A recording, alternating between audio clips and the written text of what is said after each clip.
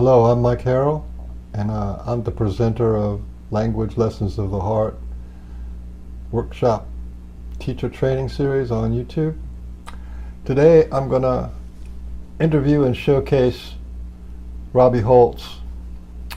Robbie Holz is a internationally respected speaker and practitioner of intuitive guided healing. She is the author of award-winning books, The Secrets of Aboriginal Healing, and her memoir, Aboriginal Secrets of Awakening. Using Australian Aboriginal principles, she healed herself of hepatitis C, fibromyalgia, and treatment-induced brain damage. Robbie has also participated in ceremonies with Aboriginal tribal women in the Australian Outback. She is passionately committed to helping people worldwide activate their inner healer. Robbie is a frequent guest on TV and radio programs internationally across the world and across the U.S. The Secrets of Aboriginal Healing. Written at the request of the Aboriginal healers Gary Holz worked with, this book reveals the beliefs and principles of the 60,000-year-old healing system of the Aboriginals of Australia, the world's oldest continuous culture, chronicling the step-by-step process that led to his miraculous recovery. He explains the role played by thought in the creation of health and disease and details 5 essential steps in the Aboriginal healing process. He explores the use of dreamtime, spirit guides, and telepathy to discover and reprogram the subconscious motivation behind illness, a process that enables healing at the cellular level and at the soul level, where the roots of all physical illnesses is found. Supported by modern science, including quantum physics, Aboriginal healing medicine enables each of us to tap into our healing support through the power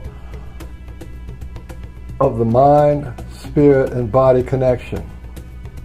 Secrets of Aboriginal Healing and Awakening with Robbie Holz.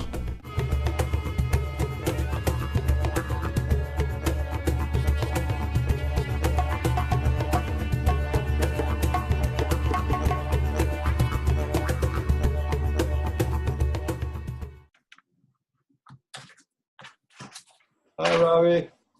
Hi, Michael. How are you? I'm pretty excited. Let me tell you what's been going on with me. Since the last time we talked, you were talking about a healing team. And I thought, oh, that sounds kind of fun. Why don't I get a healing team too? I mean, I already have kind of like a healing team. So I said, kind of out to the sky, help me with my healing team. Or I said, help me, give me what I need to know. Well, it's only been like, what, a week or maybe a little 1 more? week, yeah. It's like a whole lifetime. I've been learning about vibrational healing, learning about this kind of healing, and Yeah.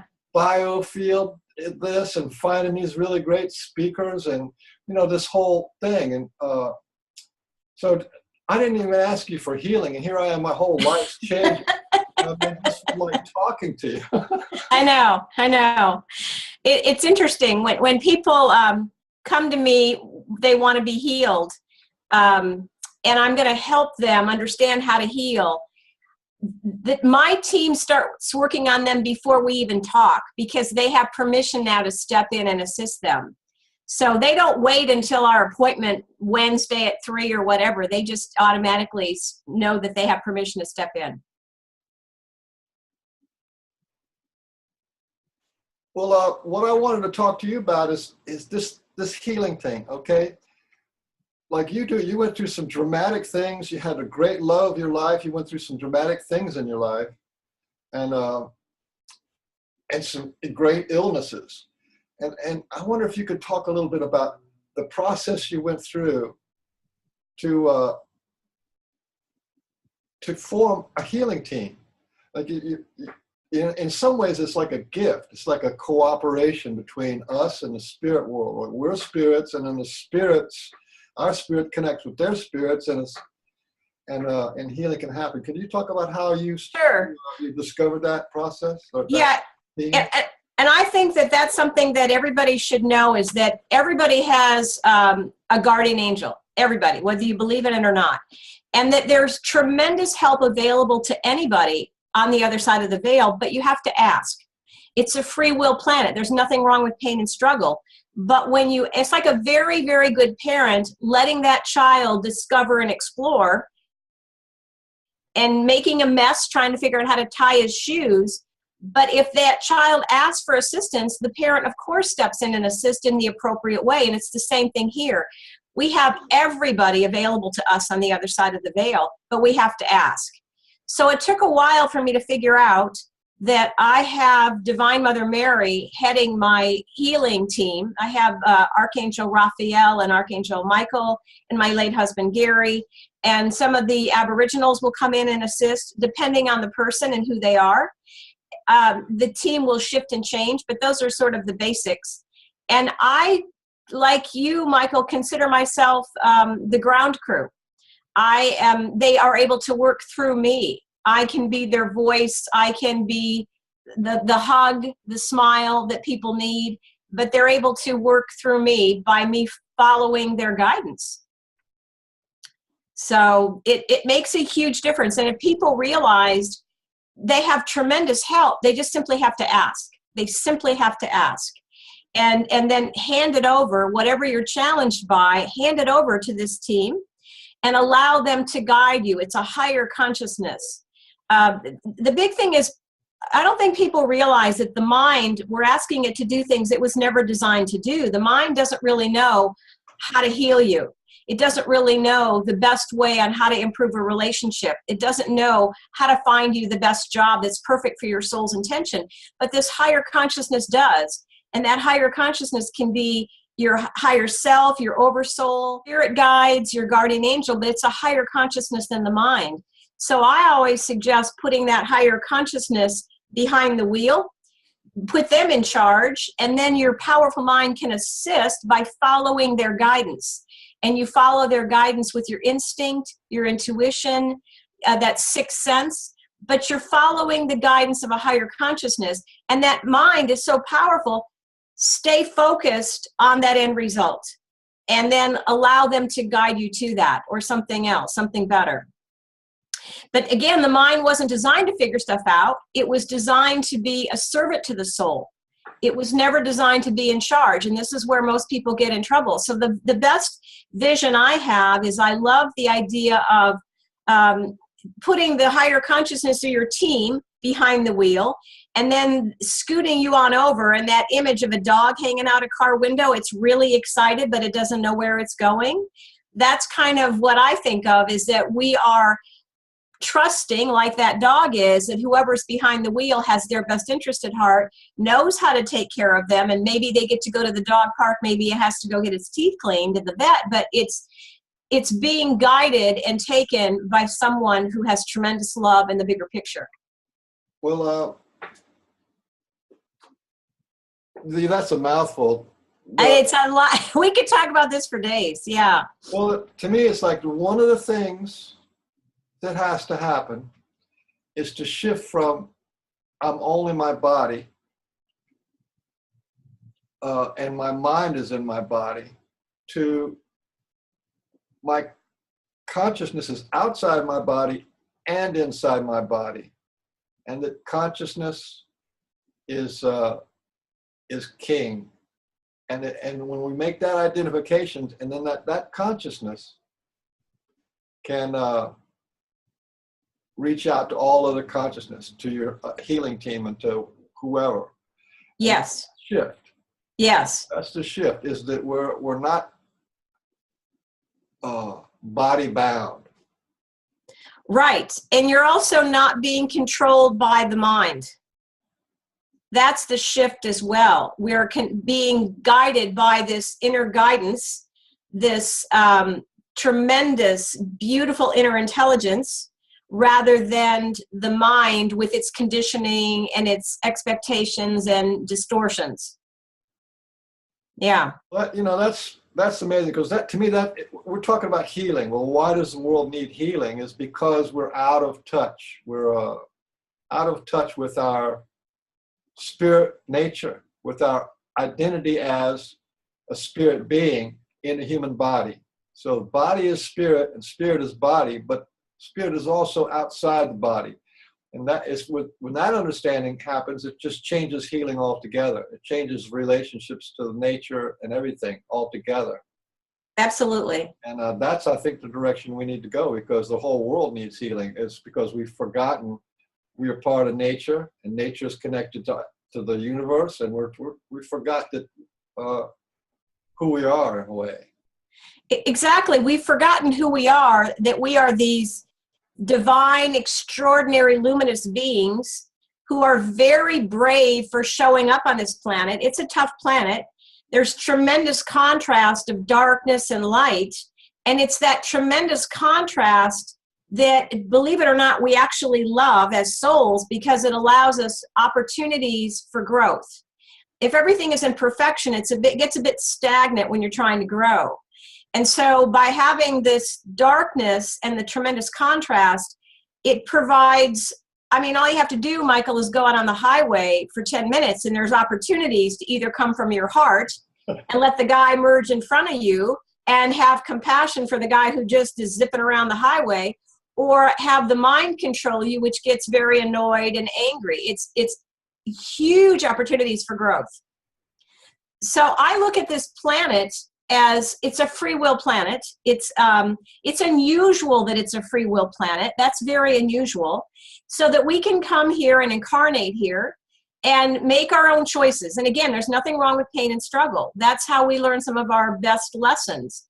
But what people don't recognize is that we are etheric spirits. We're souls currently in a physical form, currently experiencing life as a human being. And that we have come here because, first of all, for an etheric spirit to be in a body is a huge gift. Huge gift. Big deal. Yeah, it's a big deal. I remember asking one of my spirit guides what they missed most about being in a physical form, and she told me a good sneeze, and watching a wound heal. We take that for granted, but it's very miraculous. So it's pretty extraordinary to be here in a body, but so it's like a paradise. It's like a recess for souls. But the other thing, Michael, is that it's like a university. So we come here because we can learn and grow so fast because of the contrast. So for instance, this is what I see with older evolved souls. Very evolved souls. They've been here around the block. They're very advanced, very evolved. They may choose a more challenging path, such as self-love. They want to get their PhD in self-love. So they have to learn all the ins and outs of self-love, what it is, what it isn't. And so they may be born into a family where they're not loved, or everything around them shows them that they're not lovable. And they have to overcome that mind's conditioning and belief and find the love from within rather than from outside of them. And so that's a highly evolved challenge, but people, they get here, they incarnate, and then they forget who they are, and they start getting caught up in the local tribal beliefs, not recognizing it's really a matter of what's your PhD in? What did you come here to master? And some people came here to master forgiveness, and so they'll have experiences on their path that help them recognize there are tremendous opportunities. Are you going to forgive this person or not? And if you're very evolved, you're going to get more challenging opportunities. Or are you here for acceptance? That's another popular one.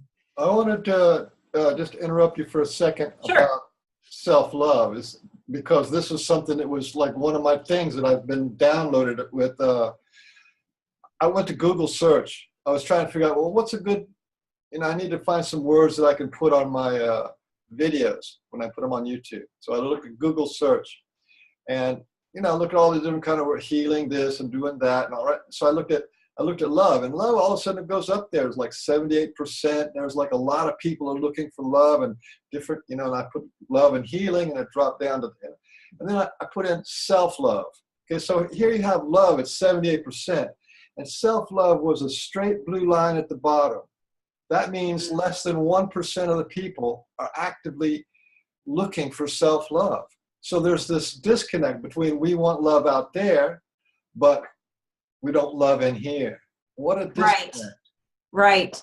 And that's so important to find the love from within rather than finding the love from outside of yourself. And if we had more self-love, if everybody did, that would change the nature of things, because then you'd have more acceptance for other people. You'd have more compassion.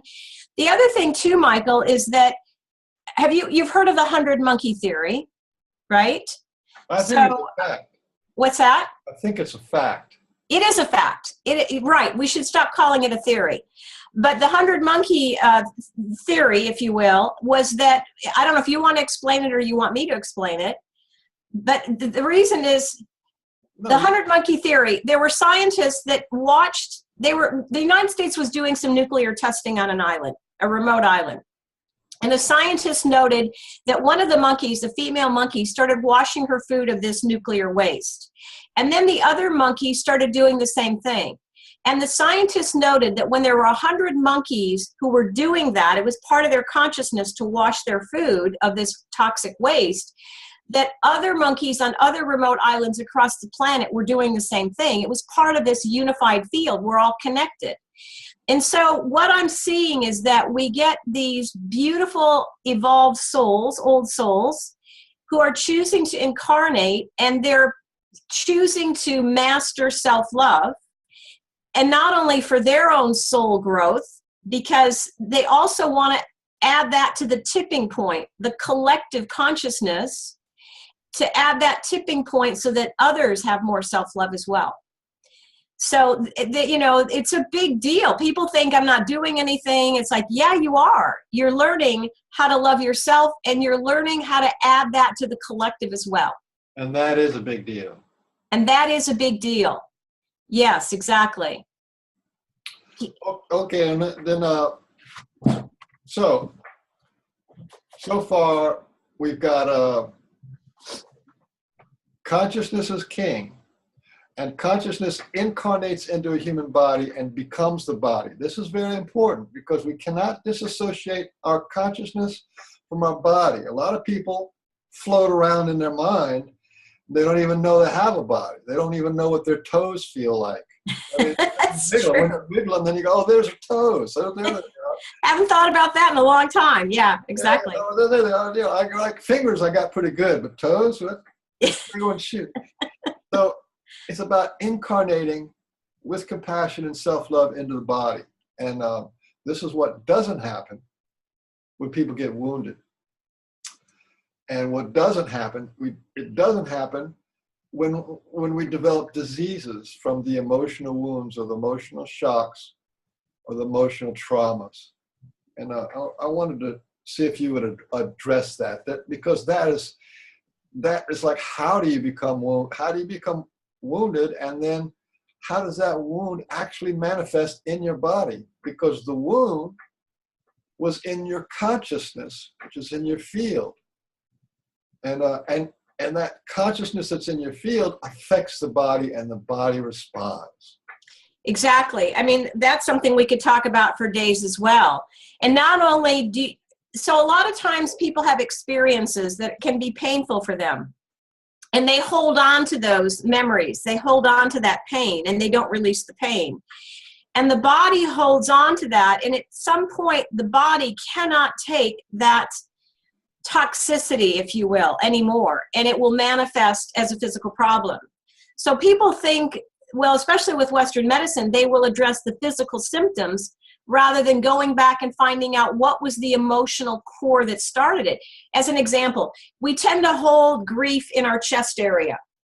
And if you have a lot of grief that you're holding and you're not releasing, everybody can feel grief in their chest. That's where the body tends to hold it. And if you have a family history of heart disease or breast cancer, you really need to be paying attention to that, because you could potentially be creating a problem. If you do that, you are blocking the life force, the energy, slowing down the chakras, which is sending energy out. And so you have to pay attention to what was the core that started this. I liken it to a dashboard on a car, Michael, where when you start having these emotions that are sort of unhealthy, it's starting to create a problem in the body. And it's like a dashboard blinking, warning you, you could be creating a potentially hazardous situation. If you keep having those emotions and you're not releasing them, now you have a physical problem. That light is on the dashboard and it's lit up all the time, and now it's called heart disease, or it's called cancer. What people don't recognize, and this is important to know, your thoughts create different type of cells and have a different type of chemical response depending on the type of thoughts. It's very simple.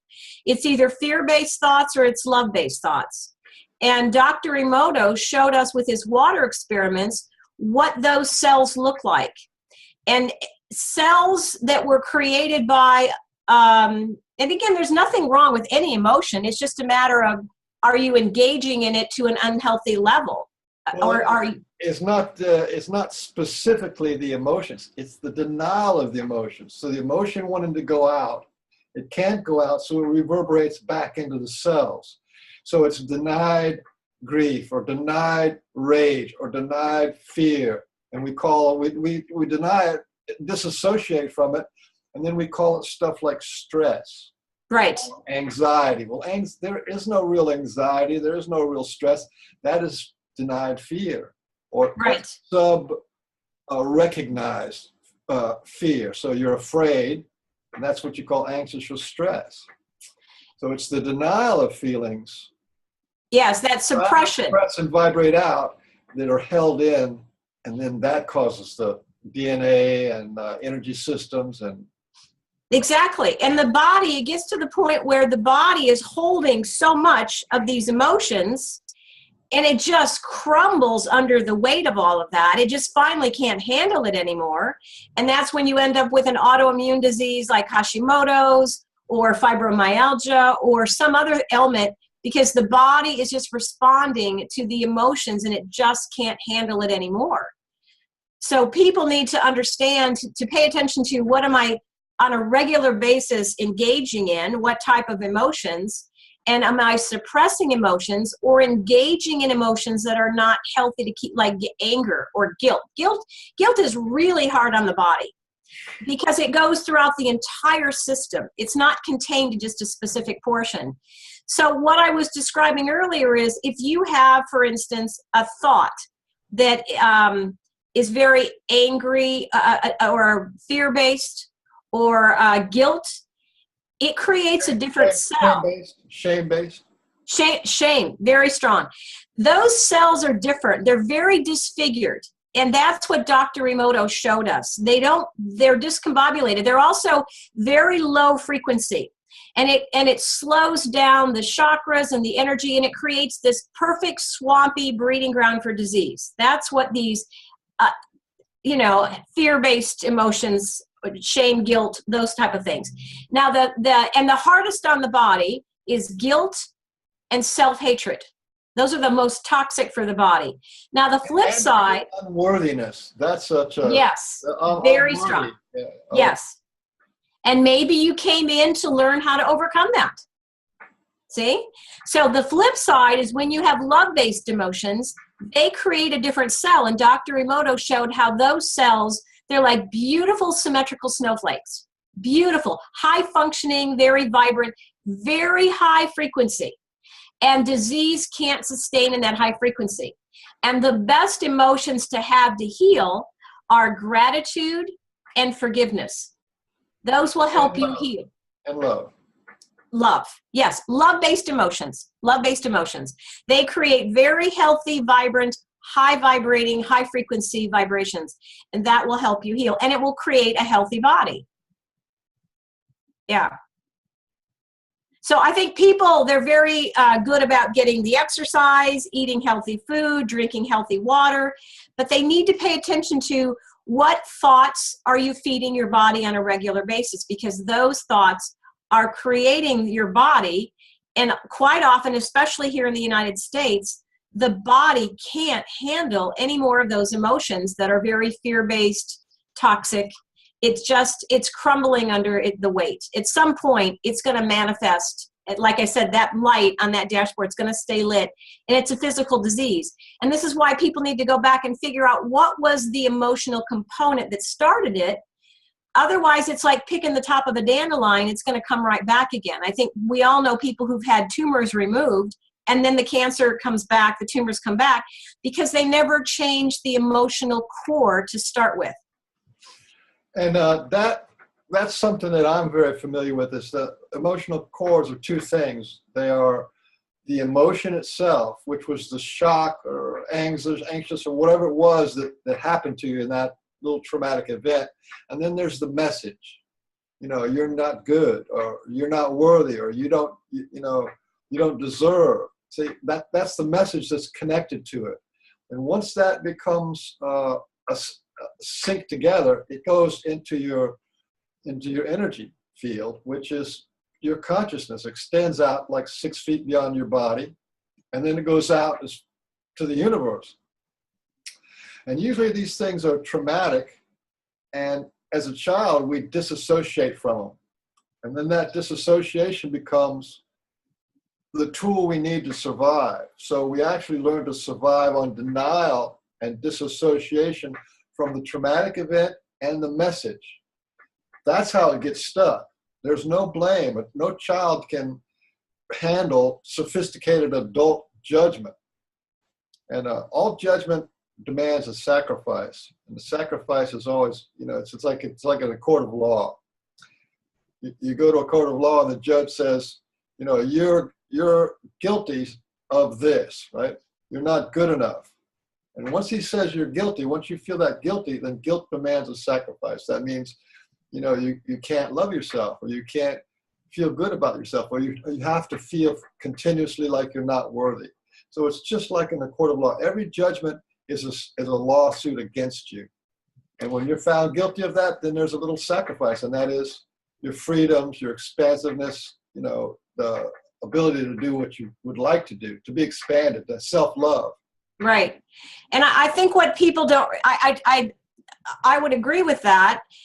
What also people don't recognize is that we not only carry these experiences that we've had since birth, we're also carrying experiences in our cells, our cellular memory from our ancestors. And that's been scientifically proven. They have done experiments on mice where mice love cherries and almonds. It's their favorite foods. So what the scientists were doing is, while the mice were smelling the scent of cherries and almonds, they were electrically shocking them. So the mice became very fearful whenever they smelled cherries and almonds. They were afraid they were going to get shocked again. What the scientists discovered is that all the generations that came after that all had the same fears of the smell of cherries and almonds, even though they had never been through that experience themselves. So we're also carrying the experiences and some of the fears of our ancestors. And we don't even know why we react the way we do to certain things, why we feel not loved, why we feel not good enough, or whatever, fill in the blank. And sometimes, actually quite often, it's related to our ancestors. And a lot of us have bravely chosen, I cannot emphasize enough how brave we are for coming here to this planet, but we have bravely chosen to incarnate deliberately into certain family lines to heal that. As we heal it, it releases past generations and future generations. Absolutely. So we've deliberately come in to do that. Absolutely. And that is, I'm so glad you brought that up, is because not only is it in the morphic field of a family, like there's a family where child abuse has been going on for generations, and then all of a sudden you're in this family and you're getting abused, and then you turn around and abuse your own. So that's in the morphic field of your family. So that's in the what do you call it, the collective identity of the family. And that's an energy pattern that is in the consciousness that affects you. It affected them and affected you. And then there's a second thing which you have to look at, and that is the life review. When you research a little bit on near-death experience, and about 1/3 of, and there's been like literally, I don't know, 3 or 4 million cases reported of near-death experience, and 1/3 of them have a life review. And when they have this life review, so they're not in the body. There is no mind. There's no physicality. They're a being in spirit form, and they have this life review. And it is like a movie. And it's a movie of every person and every event that happens to you. Right. Sometimes in positive and reverse. So you can be the person who's being talked to, or you can be the person doing the talking. And you review that. So what does this tell you? This tells you that lifetime after lifetime, if we have trauma that's unresolved in many lifetimes, some dramatic trauma, then that is still with us in our consciousness that we bring into the body. So if you've been abused by your husband many lifetimes, or if you've been a warrior who gets shot and killed or wounded in wars many lifetimes, so you have like this, you come into this body with PTSD or battered wife syndrome, and this is what the miracle of having a human body is. Because when you make the decision to do some healing work on yourself, it is retroactive. So not only do you heal your family into their generations, but you heal yourself in past lifetimes. Yes. And in future lifetimes. Yes. What I just described is what they call karma. Karma Yes. is nothing more than trauma that hasn't been resolved in a physical form, in the physical life, in the physical body. So if you die with trauma, then you're going to come back with trauma. It may not be identical, but it'll be the echoes of the exact same thing. It'll echo it. Right. And what I understand, well put, Michael, what I understand is that we're sort of cleaning up the last of that stuff in this lifetime. This is an opportunity for us to finally cut those cords or heal that, whatever. This is the lifetime to do that. And so the things that we have been challenged by or sort of put off, you can't procrastinate on it anymore. And it just keeps getting bigger and bigger until you finally resolve it and heal it. So I see people who have a number of things that they're having to deal with in this lifetime because they have a number of issues that need to be healed. Yeah. Yeah, and it could be relationship, it could be finance, it could be health, because all has the same root. And that's what's so exciting about this lifetime and what's happening. Yeah. And just let's go back to the healing team. From your experience, and at least from my experience, and I'm pretty sure from your experience, there is a healing intent that is so strong coming from the other realms. It's like anybody who even sneezes with an intent to heal is going to get some help. Yes. And awakenings, and maybe they got to go through something, but the intent to heal on this planet now is very, very strong. Yeah. And the help has never been stronger. We've never had this kind of help before. They are coming in from all over and assisting in such a big way. Again, we have to remember to ask. That's the key, is that you've got to ask because it's a free will planet, but they are, I'm writing a third book right now on how to work with your spirit guides and guardian angels, because it's clear to me people don't do that. They don't understand. They don't know how to take advantage of that tremendous help. And it's what I was doing was I was reading a little bit of research, and I read a beautiful book by a woman who's been able to see angels since she was 2. And she describes the same thing that I've always known. Well, not always known, but I've come to know, that they can help you by sending you energies, by upgrading your software, releasing things from your cells. It's putting synchronicities together, giving you clarity and guidance. It's huge. But the thing that she said that really struck me is she said, I see millions of unemployed angels waiting to assist, waiting to be asked. And, that really struck me, is that I should be asking more. When I see a homeless person, thank you for helping that homeless person as much as you can, and all others in similar situations. It's just endless, the things that you can ask for, and not just for yourself, but for others as well. But they're waiting to be asked. Now, here's the cool part, Michael.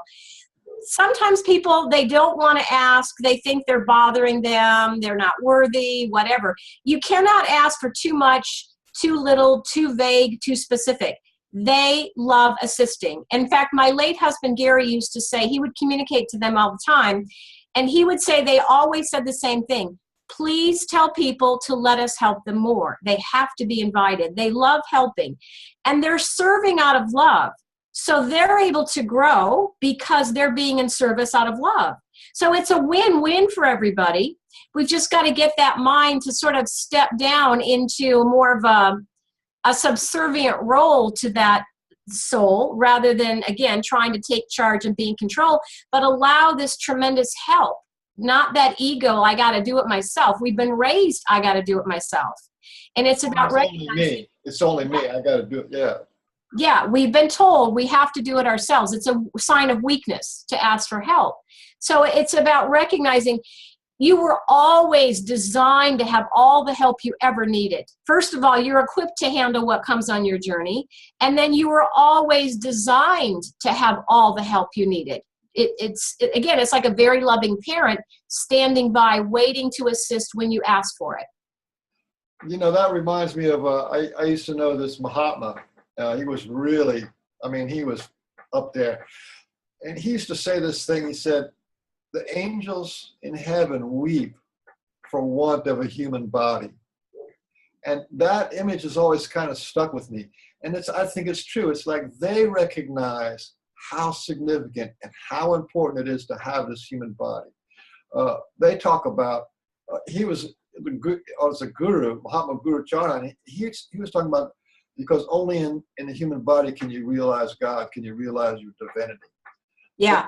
But from the angels' point of view, their love for humanity is staggering. Staggering, because they love humanity and they want to help humanity, but then they're tied with that having to be asked. You have to open up to yourself. If you don't love yourself, then they can't love you for you. But you can ask them, thank you for helping me love myself more. Because, and it's not a, oh, please help me, it's a thank you, because they respond every time. Thank you for helping me have ridiculous, crazy, over-the-top love for myself. Thank you. And now watch what happens. Well, even that is like a level of self-love that a lot of people can't get to. Yeah. If you have a judgment of I don't deserve love, then every time you get even close to something that looks like love, or it gets close to something that looks like you could help yourself, you'll sabotage it, because your deep program is, I'm not allowed. I'm not allowed love. I'm not allowed fulfillment. I'm not allowed to express or be myself. I'm not allowed to grow. These kind of self-judgments that were stuck in your energy field outside of your consciousness have devastated. So it's very hard for some people to even get up to the point of saying, hello, angels, can you help me? Right. But if you can simply ask something like, thank you for helping me release anything standing in my way, whatever that may be. Oh, yeah. That's huge. That's huge. Huge. Now they have permission to step in and, like I said, upgrade your software, release some of these things. There may be a lot of unconscious things happening you're not aware. Now they have permission to release that from you. So you can be as broad as, thank you for helping me let go of whatever is standing in the way of self-love. There you go. Now they have permission. I'll give you a little side story. I'm related on a spirit level to the angelic realm, upper archangels, the archangels, and the first, second, third, and fourth emergence angels. So that's the hierarchy of angels, and I'm on the fourth, which is kind of at the bottom. Below me would be the seraphims and cherubs, and then it becomes the manifested spirits. All the ones above me and me were like basically masculine. But anyway, when I was doing my emotional healing work back in the 90s, I would rage at the angels. I would say, what are you guys doing? I'm saying, look at the suffering down here. And you guys are up there in heaven having a good time and kind of like looking down your nose and saying, if you could only be more loving, and I would let them have it. But the energy's changed. And I'm not saying I'm the cause of it. I'm just saying that I was feeling the need and taking the responsibility of everybody on the planet and saying, we need help down here and you guys aren't helping. That's what I was saying. And so even if you're angry, even if you're angry, you can say, come and help. God damn it. You know what I'm saying? Even that opening. It doesn't have to be big, you know, or it can be fear. I'm so afraid. I need help. Help me. And you see, so there's the fear, there's the love, and then there's the anger. That's full spectrum of the way, wherever you're at, you can ask for help. Right. Well, and here's something that I think is important to keep in mind. As I understand it, what my team has taught me is to recognize nobody's broken. Nobody is needing to be fixed. The world is not in peril as we think it is, that it all serves a purpose. And again, if you look at, this is a fabulous, amazing planet for us to learn and grow in a physical form. And that for the soul, the name of the game is growth. That's the name of the game. And so this plays a fantastic opportunity. I mean, Mother Earth has graciously, lovingly provided an opportunity on her to learn these things. But so you start recognizing that some of the people in your life or some of the people in the world that challenge you are probably younger souls. The younger souls tend to be materialistic, greedy, self-serving. That's a younger soul. And what you start doing is you start having compassion, recognizing it's a younger soul. They haven't learned yet what they will learn, but eventually everyone will get there. They're not broken. They just are at the place they are right now, moving at the pace they're comfortable at in the way that they need for their journey. So it helps you have more compassion rather than anger and resentment about certain people and their choices. And what typically happens, Michael, is that you'll get one evolved soul put in a family of younger souls, which can be very challenging for people. They don't fit in. They feel like the black sheep, or they don't understand that they're so different than their family. And it's a perfect opportunity for the older soul to have more compassion for the younger souls, and the younger souls can see from the older soul more love, compassion, more giving. It's all perfectly designed for everyone's growth. And also, you're talking about in the family setting, if you're coming in and this is like, who are these people? I don't even know who they are. I don't feel like I'm supposed to even be here. Once you decide to do your own healing work, then part of that's your energy field, and they are part of your energy field now in this lifetime. So you are going to heal all those issues inside of yourself, and that will, a 100th monkey right out to them. It's just direct. Anybody in your family is direct. They will feel your different face because you're giving them a different face, and they have to respond to your different face. That's what Dr. Hugh Lin does. Hugh Lin is the Ho'oponopono guy, right? Right. And so what he does is he cleans his face so he's not reflecting all that image of what that history is, and he gives them a clean face. And then when somebody sees him, they see themselves as this clean face. And right. So powerful. So powerful. The other thing to keep in mind, I love that. I love how you brought that up. The other thing to keep in mind is that you're vibrating at a higher frequency, a higher vibration. And so when you are like a tuning fork, you're raising, being around other people, you're raising their vibration. Now it's up to them how long they can keep it. It's kind of like you're a big bonfire lighting their light a little bit brighter. And so they go off. Now it's up to them, again, how long they can keep that, but you just gave people a tune-up. So I really pay attention to when I'm on an airplane and I'm going to be sitting next to somebody for 5 or 6 hours, who's getting a tune-up, or am I getting a tune-up? It works both ways. Okay, well, let me recap, because to me, I think this is an important conversation. One, the first thing we wanted to bring into account is that consciousness is causal. So we have to pay attention to consciousness and clear up the stuff in our consciousness because it affects the body.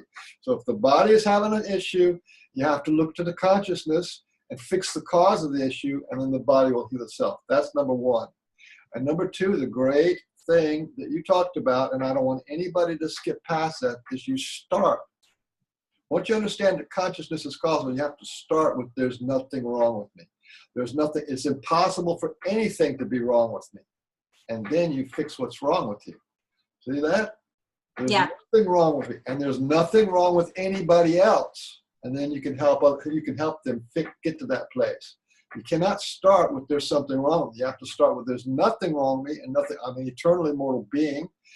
And then you can clean your house. And then it becomes a housekeeping. It doesn't become a life and death threatening big mountain on top of you.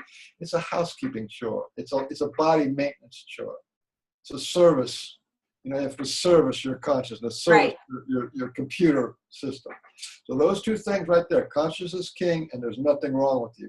Those are the best places to start. Yeah. Powerful. Powerful. Absolutely. Well, that's what you said. I'm just telling you what you said. No, I know, but I think that's just a reminder. It's a reminder. And I think that we all, like I said, we all get caught up in being human. We all get caught up in the local tribal beliefs and the collective's ideas. And we forget what we're doing here and who we really are. I cannot emphasize enough. We are divine, luminous beings, extraordinarily brave for being here, doing tremendous work, whether we're aware of it or not. And this is why you start having more love and respect for who you are, and recognize that you're extraordinary. You are enough. And compassion. You know, any compassion you find for yourself automatically goes out to the world, to the suffering. That's key. Well, anyway, we're getting close to an hour here. I wanted to ask you if you could just maybe give us a little synopsis or an overview of when a client comes to you on the phone or Skype or in person. What is the process that you go through to kind of begin to see what's going on with them, and how does that work? Okay. Most time I work with people, I just do a single hour. That's all I need. And I get ahead of time from them, what are their challenges physically and emotionally? I want to know where their fears are, where they're blocking energy, and what have they manifested into physically. And then I meditate on that with my spirit team and find out what are their core emotional issues, what's really going on here on a conscious and subconscious level.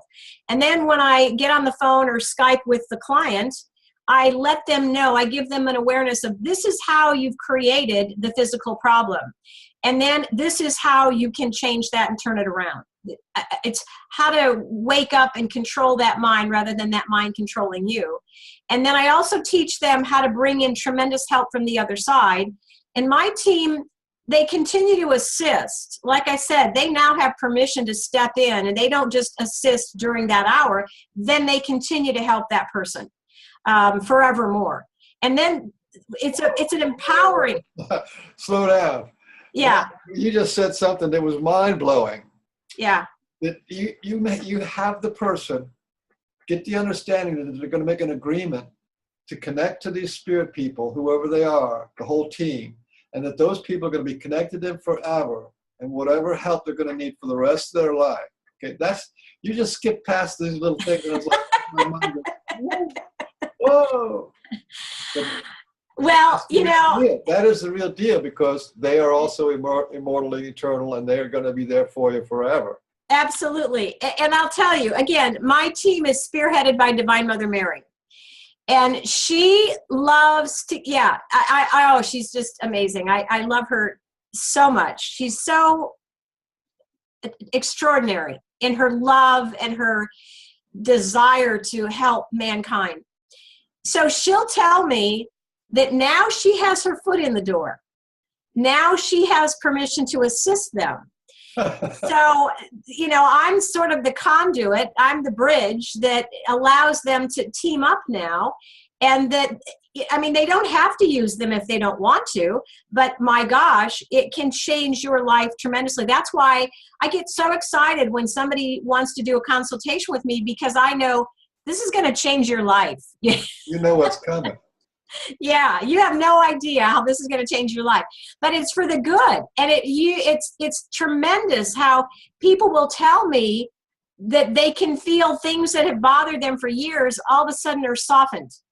The triggers are softened. They've become unhooked because the team can do these things, and they have permission now to step in and help them. The more they can help heal this person and help this person become a healthy, vibrant person, as you have said, it goes out and reflects and affects others. So my intention, their intention, is to help as many people as possible. And my passion is getting this information out there so that, and empowering people get their power back so that they realize they're incredibly powerful creators. And they're creating whether they know it or not. So let's start more consciously creating what you want, and let's start tapping into this tremendous help available to you. Wow. And I think we should wrap it up, but I want to talk about heart, okay? Because it's still out there. People talk about the mind-body connection. People talk about spirit and will connection, but underlying it all, eventually we have to end up in the heart. And that's the icing of the cake, that's the prize, that's the gold ring. Because if you do all this stuff and you're still not feeling love, or you don't do it because of love, or you haven't found your compassion, then you need to retune your approach, because love is the foundation of the universe. And as soon as you say the word, I want help, or I want healing, that is love in action. And all this stuff is love in action. Absolutely. And I think that you'll discover, at least I did. I almost died twice. I really was not paying attention to my body. And I needed to learn to respect this beautiful vehicle that I'm in that does its best to keep up with me, and to love and honor this body. What does it need? How can I nurture you today? What would you like? And today it would like a nice walk in the woods under the canopy of trees. And so that's what it's going to get. So, yeah. Hope you find some of my furry friends out there. They are complete heart spirits. Yes, yes. Nature does a beautiful job of tuning us back up again, doesn't it? Oh, man, I'll tell you. And in some ways, all this work that we're trying to do and all this self-realization and healing is just so we can walk out in nature and go, oh, my God, you're so beautiful. Thank you. I'm so grateful to you. And just so that we can interface with Mother Earth at the level of depth of purity and authenticity that she deserves. Absolutely. And when we disconnected, when we started, we were telepathic to everything. And then we started speaking out loud a long time ago. And then we sort of lost that connection. And we couldn't hear what these indigenous cultures will tell us. They hear the trees singing to us. They hear the mountains talking to each other. These are things that we have lost our ability, but we can get it back. Have the intention, ask for it to come back, and watch what happens. Absolutely. Yeah. You want to call that a final end? I think that's a good place to end. I would love to do this again. So I'll just say goodbye. And my heart is so full right now. So I want to say thank you, and with great gratitude. It was a nice. Thank you, Michael. Yes. Love to do it again anytime. All right. Bye-bye. Thank you. Take care. Bye-bye. This is Robbie Holz, footprint on Facebook and on the internet. This is her personal page right there. I see it says friends on there. Definitely you want to be friends with Robbie Holz. She's amazing. Sweet. Okay. And this is her professional page on Facebook. It's got all of her information. This is what the homepage looks like.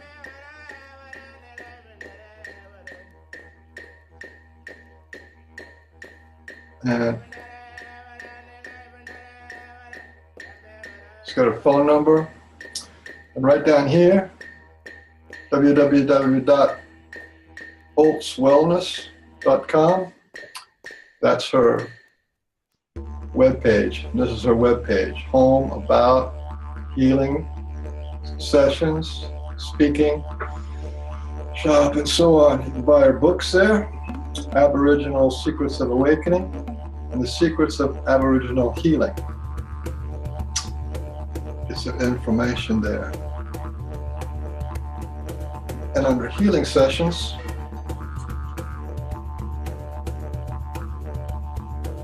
talks about her mode. One of the ways she does it is over the internet. And her cost is $220 an hour. So if you have something drastic or something serious, or you want to resolve some issues, that's a very, very decent price, because what she does works, and there's very few people out there who are at the level that she is. There's a lot of great healers in the world, and there's probably one in your town, but Robbie Holz is really in a class by herself. That's her internet footprint.